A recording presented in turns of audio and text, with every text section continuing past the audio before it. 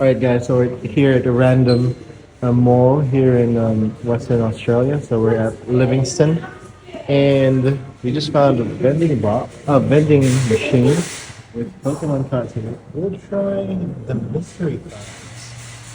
So it's like a $10, $5, $2 mystery card, $20 skill. We also got a mystery pack with like $50. You know what, we'll try just one of the, what do you want? The $5, the $10? I thought this one. The $2? What's the difference? This I think is it's so this one's Japanese, I think. I'll just take this one,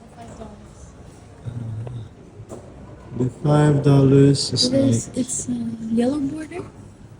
yeah. The 10, I think we can try the $10 one. Wow. Just for fun. Let's do it. 62. So we'll try it.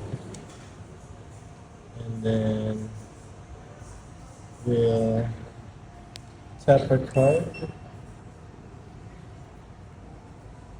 Let's see.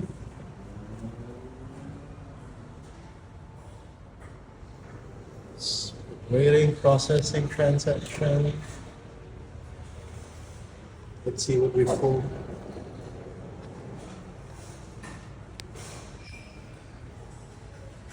Approved. Oh, and it dropped it off. Let's see what we got. Let's see what a $10 mystery Should we card. rip it?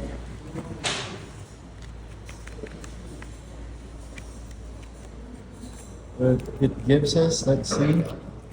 Okay, Honduras, the Wigglytuff, Chestnut, and the Dunsparce full art. It's not too bad, $10. Actually, that's good value. I mean, maybe not Is it worth? up to the $10, maybe around 8. But it's not too bad for a mystery card. My wife knows that. She'll get that for sure later. See you guys. Bye bye.